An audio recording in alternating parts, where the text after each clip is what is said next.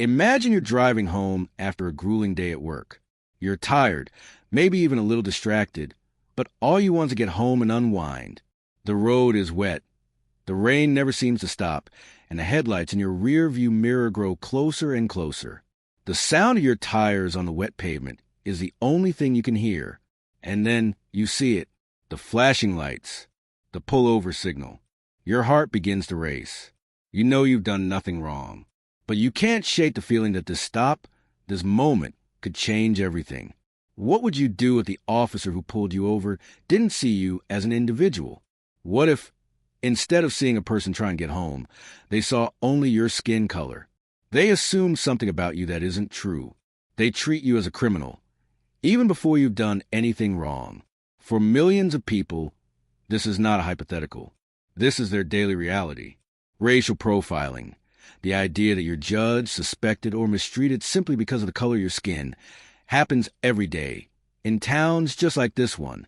And tonight, we're going to show you one of these encounters. One that started as a routine traffic stop, but quickly escalated into something much, much more. Stay with us as we unravel the story of an FBI agent, an officer with a dangerous bias, and a moment that could have turned deadly. This isn't just another story. This is the raw, uncomfortable truth about racial profiling and how it continues to shape lives in ways you may never fully understand. What happened to Lena Grant wasn't an isolated incident. It wasn't a random act of hostility by one officer. This was a situation where just one person made a bad decision. No, what we're about to show you is part of a much larger, more disturbing reality that impacts countless people of color every single day. Racial profiling is not just something that happens occasionally. It is embedded in the systems around us. It's woven into the fabric of law enforcement, courts, and society. Every day, Black people and minorities are unjustly targeted because of their race. Whether it's during a traffic stop, a job interview, or simply walking down the street, they are often treated with suspicion, hostility, or even violence based solely on their appearance. Think about it. When you see a police car in your rearview mirror, how do you feel? For many of us, it's just a passing thought, a minor inconvenience. But for millions of people of color, the sight of flashing lights fills them with anxiety, fear, and uncertainty, because they know in that moment the rules could change. Their identity could be questioned. They could be treated as a criminal without doing a single thing wrong. This is what racial profiling does. It robs people of their dignity. It leads to dangerous assumptions and destructive actions. And it creates a divide between the community and the very officers sworn to protect them. In the case we're about to explore, it almost cost an innocent woman her life. Lena Grant, an FBI agent, was targeted simply because of her skin color. What should have been a routine drive home after a long, exhausting day turned into a nightmare that many Black Americans know all too well. I want you to imagine what that's like. Think about the moments when you've been pulled over by the police. Your palms sweat, your heart races, and all you want to do is make it through the stop without trouble. But for some, that isn't just a fleeting moment of discomfort. For some, that moment is fraught with the fear that it could escalate into something far worse. Because for them, always feels personal. Lena didn't just experience one person's prejudice. She was subjected to a reflection of the deep-rooted biases that still pervade our society. She wasn't just an FBI agent that night. She was a Black woman driving through a town where she knew her presence might raise suspicion, where her appearance was all too often mistaken for something more sinister. And she was right. In just a few minutes, we'll take you through the moment when Lena Grant was stopped by Officer Marcus Anderson. He didn't see a law-abiding citizen trying to get home. He didn't see an FBI agent. No. What he saw was a Black woman in a car, a woman he believed didn't belong in his town. The story that unfolds next is a reminder of the prejudice and bias that still dictate how people of color are treated in this country. And it's a story that demands we all ask ourselves, how many times has this happened before? How many more people are out there silently suffering because of these same biases? Lena Grant had just finished a grueling day at work. The hours had dragged on, each minute more exhausting than the last. As an FBI agent, her job was never easy, always full of high-stress situations, dangerous cases, and difficult decisions. But tonight, all she wanted was the same thing everyone wants after a long, hard day: to get home, to take off her shoes, sit down with her family, and leave the demands of her job behind, if only for a few hours.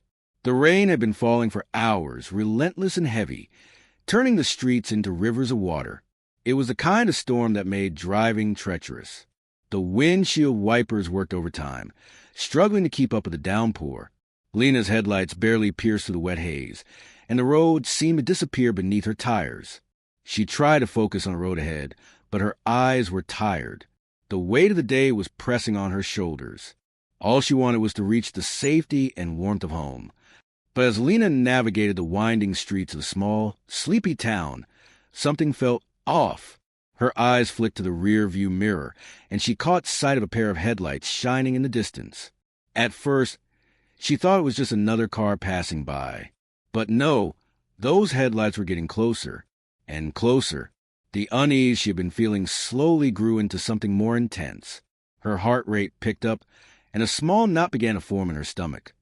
Was she being followed? It couldn't be. There had to be some explanation. But the police car's headlights never wavered, and the red and blue lights began flashing intermittently in the darkness. Lena's grip tightened around the steering wheel, her mind racing. It was late. The town was deserted. Why was this officer tailing her? Had she done something wrong? No, she hadn't exceeded the speed limit. She hadn't made any illegal moves on the road. There was no reason for this police car to be following her, yet it was, and the more she thought about it, the more the uncomfortable truth sank in. Lena wasn't just a woman driving home. She was a black woman, navigating a quiet town that wasn't her own, a town where, in all likelihood, she was one of the few people of color. She had worked cases before, facing dangers, threats, and high-stakes situations. But tonight, this was different. The weight of what she could face if things went wrong sat heavily on her chest. It wasn't just a traffic stop. It was a reality of being black in America. It was a fear of what might happen when you're pulled over in a town where you don't belong in the eyes of the officer. Her thoughts raced. Should she pull over? Was this just a routine stop? Or was she being profiled, targeted, simply because of her skin color? Lena wasn't sure. But what she did know, deep down, was that the consequences of this moment could go either way.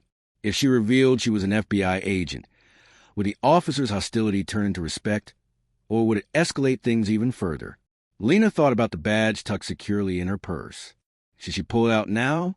Would it even matter? The siren blared through the night, cutting through her thoughts. It was time. She had no choice but to pull over. Her stomach churned with apprehension.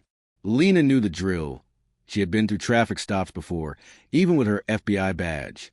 But this time, the rain, the darkness, and the anxiety were different. This time, it felt personal. It felt like it was about more than just a routine traffic stop. Lena slowly eased her car to the side of the road, the wet pavement reflecting the flashing lights in vivid colors. The street remained desolate, the only sound the rhythm of the rain against the roof. It felt as if the world had gone silent, holding its breath. As she came to a complete stop, Lena could see the shadow of the police car behind her in the mirror. The driver's door opened, and Lena's gaze hardened. She recognized the steps approaching. Officer Marcus Anderson. His walk was deliberate, heavy with authority. She had heard rumors about him. Henderson had a reputation for being a hardliner with a deep-seated prejudice toward black residents in this town. She had heard the whispers. She knew what he was capable of. Lena's fingers tightened on the steering wheel as the sound of Henderson's boots grew louder. Every step he took felt like a countdown. She had dealt with officers like him before. But tonight, there was something different. Tonight, the stakes fell higher. Lena had no idea how this was going to play out, but she knew this wasn't going to be an ordinary traffic stop. Not in this town. Not with this officer. Lena pulled her car to the side of the road. Her blinker clicked steadily, a metronome for her heartbeat. The windshield wipers smeared the rain rather than clear it now, and outside, the world blurred into streaks of color and water. The red and blue lights bounced off the wet pavement like warning signs she couldn't ignore. Inside the car, silence took over. not the peaceful kind. This was a thick, suffocating silence, the kind that fills a space before something goes terribly wrong. Lena stared straight ahead, hands locked at 10 and 2, her breath short, shallow, and carefully measured. Her years of FBI training were kicking in, but even that couldn't calm the unmistakable tightness in her chest. This wasn't a field operation. This wasn't a tactical raid. This was different. This was personal. In her rear-view mirror, she saw him. Officer Marcus stepped out of his car. Slowly, methodically, his flashlight was already in hand. She noticed how he adjusted his belt, how his palm hovered near the grip of his holstered weapon. Not because she was a threat, but because in his mind, her presence in that neighborhood was already enough justification for caution. Or worse. Lena's fingers trembled slightly.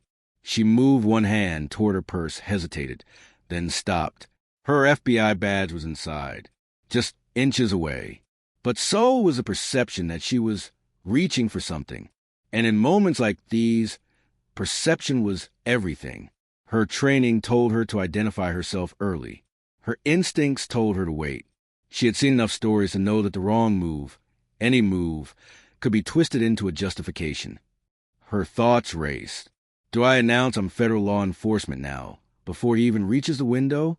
Or will that trigger his ego? Will he feel challenged, like I'm using my badge to belittle him? Or worse, will he not believe me at all? There were too many unknowns. Too many scenarios that could go wrong in an instant, and Lena knew she didn't want to be a name that trends on Twitter the next morning.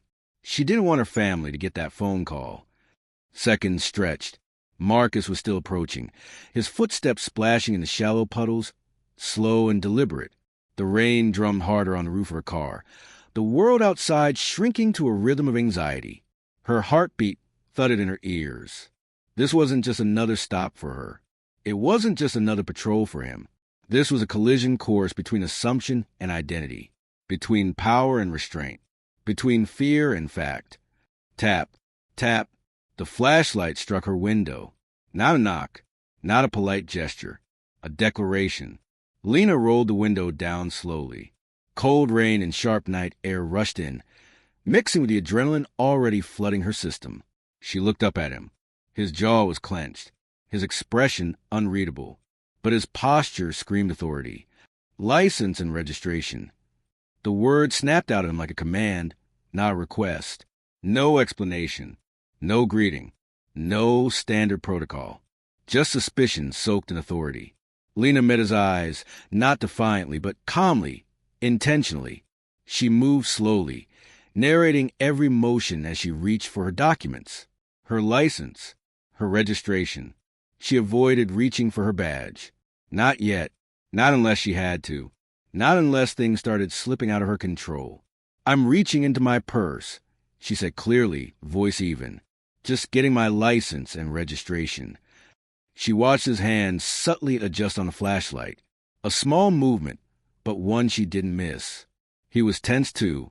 That was the problem. Two people, both tense for different reasons, locked at a moment where one had all the power, and the other had everything to lose. Where are you going? He asked. Why are you in this town? His questions weren't curious. They were accusatory. Like she had wandered into a place she wasn't supposed to be. Like her presence here had already violated something unwritten, but deeply enforced. Lena kept her tone measured. I'm heading home. I was passing through after work. She saw his eyebrows twitch, as if her answer wasn't enough, as if the idea of her working in any respectable capacity was unbelievable. What kind of work? He asked. She hesitated. This was the moment. Should she say it now? Tell him she was an agent? Watch how his demeanor changed, if it changed, or should she hold on to it a little longer, see where his line of questioning would go? Lena knew this game. She knew this power dynamic. She had walked into interviews, courtrooms, and interrogations with less tension. But none of those places ever threatened to erase her identity in a split second with the wrong word, the wrong move, the wrong tone. This was different. Because here, the badge wasn't on her belt. It was hidden in a purse. And before he saw it, she was just another black woman on a dark road. A woman Marcus had already decided didn't belong. "You don't look like someone who just got off work," he said, his tone dripping with condescension. He glanced at her jeans, her hoodie, her off-duty clothes. The implication was clear. She didn't fit the image he was willing to believe. Lena felt the first flicker of heat rise in her chest. Not anger, just the weight of having to prove, again, that she belonged, that she was someone worth listening to. And so she said it, calmly, simply, "I'm with the FBI." Just like that. Nothing more. No badge flash yet. No threat. Just a statement of fact. One that should have ended the questions. One that should have brought a degree of respect. Or at the very least, caution. But instead, Marcus laughed. It wasn't a loud laugh. Just a scoff. The kind of laugh that says, "I don't believe you. And even if I did, it wouldn't matter." And that's when Lena knew the badge might not save her tonight. Not because it wasn't real, but because he had already decided who she was, and who she wasn't.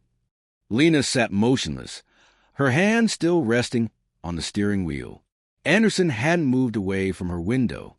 His flashlight was still angled toward her face, illuminating her features like a spotlight, like she was on trial for something he hadn't even named yet. He didn't write anything down. He didn't return to his vehicle. He just stood there, letting the rain bead on his uniform, watching her like a puzzle he refused to believe could fit together. Her words, "I'm at the FBI," had landed like a stone in still water. The ripples were subtle, but they were there. "FBI, huh?" he muttered. There was no curiosity in his voice, just disbelief laced with condescension. "You got any proof of that?" Lena didn't answer right away. Her heart was pounding, but her face showed none of it. She knew this was the moment. The point of no return. The moment she showed the badge, the mask would come off. His, not hers. Whatever was hiding behind Anderson's smug skepticism would be forced into the light. She reached for her purse, slowly, her voice clear. "I'm going to take out my badge now. Slowly. You can watch every move." He didn't respond, just adjusted his stance. That subtle shift again, his right hand near his holster, as if a badge could be a threat. As if truth might come with a weapon. She pulled it out carefully. No sudden motion. No flare. No drama. Just a leather case. Opened cleanly, revealing the unmistakable emblem of the Federal Bureau of Investigation. Her name. Her photo. Her credentials. There was no mistaking it. Lena Grant, Special Agent. The moment it came into view, something shifted. It wasn't loud. It wasn't dramatic. But it was there. Anderson blinked. Twice. His eyes locked on the badge, his shoulders pulled back an inch. His entire posture adjusted in that tiny, involuntary reaction a man has when the power, he thought, he begins to slip through his fingers. He said nothing.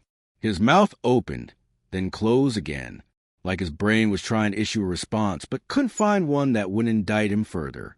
His gaze flicked from the badge to Lena's face and back again, as if trying to reconcile the two, as if trying to undo the assumptions that had already cemented in his mind. There it was, the shift, the moment where everything he thought he knew crumbled beneath his feet. He hadn't just profiled a woman of color. He had profiled a federal agent, an equal, a person with authority, someone who could hold him accountable. And now he knew it. He had made a mistake, a serious one that couldn't be explained away with the usual excuses. Lena didn't speak. She didn't need to. Her silence now carried more weight than any words could. She watched him, calmly, unblinking, unmoved, letting him sit in the discomfort, letting him absorb what he had just done. And for the first time in their exchange, Anderson looked uncertain, not embarrassed, not apologetic, not defensive, just uncertain. Like he'd stepped into a room he wasn't supposed to enter and suddenly realized there were cameras in every corner. The rain was still coming down. Hard. It pooled beneath their feet. It ran down the sides of Lena's car in sheets. But neither of them moved. She didn't gloat. She didn't assert dominance. She simply held her badge steady, her fingers unmoving, as if to say, "Now, what were you saying?" He stepped back from the window, his flashlight lowering slightly. His eyes darted to the badge again, then to the wet road, as if searching for footing in more ways than one. For the first time in that entire encounter, he didn't have the upper hand, and he knew it. This was a turning point. The unraveling of a narrative Anderson had tried to build from the moment he saw her, that she was suspicious, that she didn't belong, that she had something to hide. All of it gone. In its place stood a woman who had done nothing wrong, a federal agent who had been misjudged, harassed, and treated with suspicion for no other reason than the way she looked. He knew the badge changed everything. Legally, professionally, publicly, it meant she could file a report. She could cite misconduct. She could make this encounter part of a paper trail that would follow him. And for the first time, Anderson wasn't in control. He was exposed. But for Lena, the badge wasn't just a shield. It wasn't her way of ending the encounter.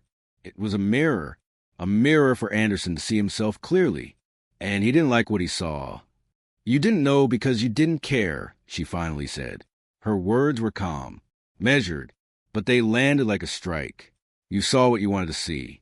A black woman in a car in your town. And you decided that was enough." Anderson flinched. Just a little, but enough. The words hit their mark.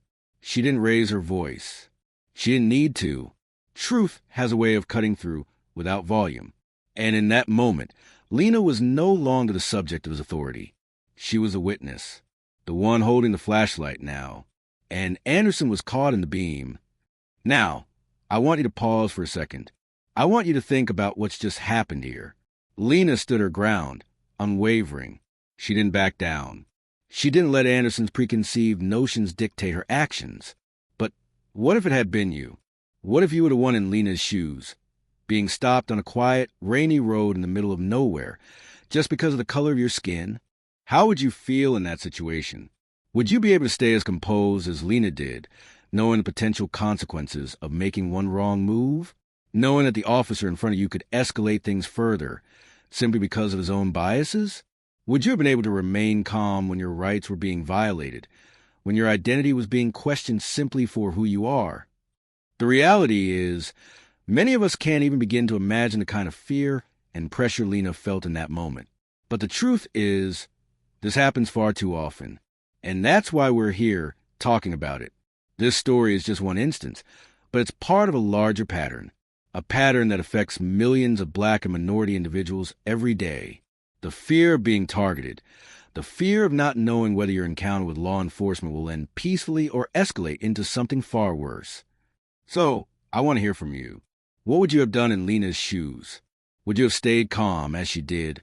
Or would you have stood up to the officers sooner, risking everything for the sake of your dignity? Do you think Anderson learned his lesson, or was this just another case where racial profiling gets ignored, where an officer's biases go unchecked? It's easy to look at this incident and think it's just about one bad officer, right? But I want you to remember, this is bigger than that. This is about the system that allows these incidents to happen time and time again. It's about the biases that are deeply ingrained in our institutions, in law enforcement, and in society. Lena's story isn't an isolated case.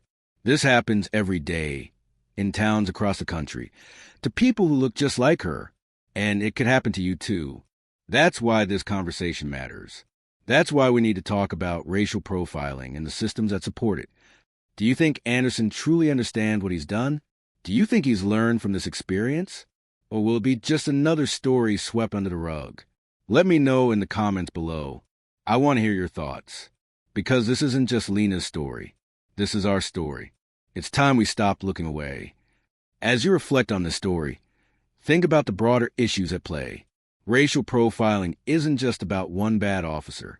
It's about an entire system that allows these things to happen. It's about holding people accountable, not just for the overt actions, but for the quiet, everyday injustices that continue to affect people of color in ways big and small. I want you to share your thoughts. How can we stop these kind of incidents? What steps can we take to challenge the system? Your voice matters. And together, we can create a world where racial profiling is no longer tolerated. If you found this video meaningful, share it with someone who needs to hear this. Like, comment, and subscribe for more stories that need to be told. Let's keep this conversation going, and let's be the change we need to see. As the rain continued to pour, Anderson stood there, visibly shaken, his entire posture slouched with the weight of his actions. The bravado he had once worn like a shield had evaporated, leaving nothing but a man facing the truth of his own biases. Lena stood, unmoved by his attempts to justify himself. She didn't need to speak any further. His silence said everything. I didn't know, Anderson muttered, his voice almost a whisper, not out of remorse but discomfort, as if trying to escape the reality he had been confronted with. He was looking for a way out, a way to salvage his pride. But Lena didn't give him the opportunity. She wasn't here for his excuses. She was here to confront the greater issue, the systemic racism that allowed this moment to happen in the first place. Lena's voice cut through the tension, firm and resolute. You didn't know because you didn't care to know. You saw what you wanted to see. A black woman driving through your town at night, and you assumed she was a criminal. You assumed she didn't belong here. And that's not just your fault, Anderson. It's the system. It's the same system that allows men like you to act this way, to treat people like me as though we don't deserve respect, as though we don't deserve to be treated like human beings. This isn't just about you, Anderson. It's about an entire system built on prejudice, a system that sees people of color through a lens of suspicion and fear, simply because of the color of their skin. You might not have meant to hurt me, but you did. And the real problem isn't just that one officer in front of me. It's the culture, the policies, the unspoken attitudes that allow this behavior to persist unchecked and unchallenged. Lena didn't need to say more. The truth hung in the air, thick and undeniable. Anderson could no longer hide behind his badge, his prejudices now exposed for all to see. But the damage had already been done, and Lena knew it wasn't just about holding Anderson accountable. It was about addressing the root of the issue, systemic racism, and making sure that no one else would have to face the same treatment she just did. This wasn't just one officer. This wasn't just one traffic stop. This was about the entire system that perpetuates racial profiling. It's about a structure that assumes the worst of people based on the color of their skin, and it's about the need to tear down that structure brick by brick. We've seen it play out over and over again in this country, in towns just like Anderson's, and in cities, states, and neighborhoods all around the world. But this doesn't have to be our reality. We have the power to change it. It starts with conversations like these, where we confront uncomfortable truths and demand accountability from those in power. It starts with standing up to racial profiling and social injustice, with holding officers and institutions accountable for their actions. It starts with us. If you believe in racial justice and equality, it's time to speak out, to make sure that no one else suffers from the same discrimination, the same profiling, the same injustice. Like this video, share it, and subscribe to our channel to stay informed and continue the conversation. You can make a difference today. Share this video with those who need to hear it. Together, we can create a world where everyone is treated with respect, dignity, and fairness. Let's dismantle the system of inequality, one step at a time.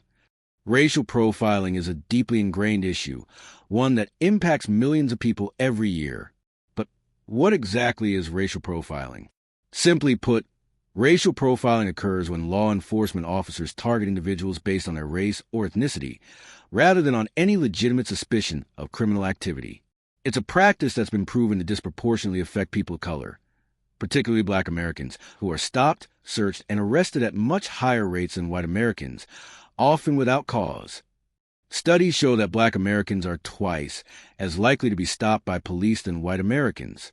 And when stopped, Black individuals are 3 times more likely to be searched, even though they're less likely to have contraband. These numbers are staggering and tell us that something is deeply wrong with how people of color are treated by law enforcement. Real-life incidents of racial profiling are all around us, from the infamous case of Eric Garner, who was choked to death by an officer in New York for selling loose cigarettes, to the tragic shooting of Tamir Rice, a 12-year-old boy shot by police while holding a toy gun in a park. These are just a few examples of how racial profiling can turn deadly, but there are countless others that never make the headlines. Racial profiling is a new issue. It has been a part of the American justice system for decades, dating back to the era of Jim Crow laws and the war on drugs in the 1980s. The criminal justice system has long been complicit in treating people of color as suspects based on their race alone, perpetuating a cycle of mistrust, fear, and division. Today, organizations like the ACLU, Black Lives Matter, and Color Change are leading the charge against racial profiling. They are pushing for laws that mandate police body cameras, better training for law enforcement officers, and the abolishment of discriminatory practices in policing. Many cities have started to implement reforms, but the fight is far from over. There is hope. We are seeing a shift in public awareness. People are waking up to the systemic issues that have kept this cycle of injustice in place for so long. But change won't come overnight. It will take a united effort, a movement where every one of us steps up and demands accountability, justice, and equality. Racial profiling is not just a problem for people of color. It is a problem for all of us. It undermines the very foundations of our society, justice, fairness, and equality. But together, we can bring about the change we need. By supporting organizations that are fighting for police accountability, by speaking out against these injustices, and by staying informed, we can begin to break down the walls that have allowed these practices to continue. So, take action, demand that the system change, and be part of the movement for racial justice. Because only together can we make a difference. The time for change is now. The story you've heard so far, the one between Lena Grant and Officer Anderson, is just one example of how racial profiling can change the course of someone's life. But this issue doesn't just happen in isolated incidents. It happens every day, all around us. For millions of Black and minority individuals, the threat of racial profiling is an ever-present reality. And these stories, they aren't just numbers. They aren't just headlines. They are people just like you and me. They are our neighbors, our friends, our family. John, I remember the day it happened. It was a Tuesday just like any other. I was walking down the street in my own neighborhood heading to the store. I wasn't doing anything wrong. I wasn't breaking any laws. But a police officer pulled up beside me and told me to stop. I didn't even know what to say at first. He asked me what I was doing, why I was walking in this area. And it hit me. I'm being stopped because I'm Black. It was like I didn't belong in my own neighborhood, a place where I grew up. I felt so small, like I didn't have a voice.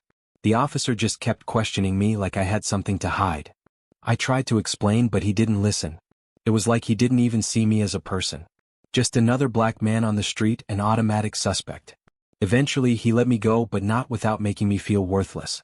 And I'll never forget that feeling of being singled out, judged, and treated like a criminal. I was just walking home, and yet I was forced to question whether or not I was safe in my own neighborhood. This isn't just a rare occurrence. For John, the trauma didn't end that day. For many, it's a constant, invisible battle. The fear of being judged, stopped, or targeted for no reason other than the color of your skin. Racial profiling doesn't just happen during traffic stops. It happens on the streets, in stores, and schools, and yes, inside the very homes we think are safe. Sarah. I was shopping with my daughter at a department store. We were just looking for some clothes, nothing out of the ordinary. But I noticed a store employee following us. At first, I thought it was my imagination, but then I noticed how he was glancing at us, keeping his distance. Eventually, he approached and asked if I needed help. I told him I was fine, and he still stood there watching me. I felt so uncomfortable. And then it hit me, he was watching us because we were Black. Because he assumed we didn't belong in that store, that we were there to steal. I never thought I'd feel like a criminal just by being in a public space. After that, I started questioning myself. Do I belong here? Am I being watched? I felt so humiliated. I wanted to leave, but I didn't want to let him win. And I didn't want my daughter to see me back down. I didn't want her to think that this was normal.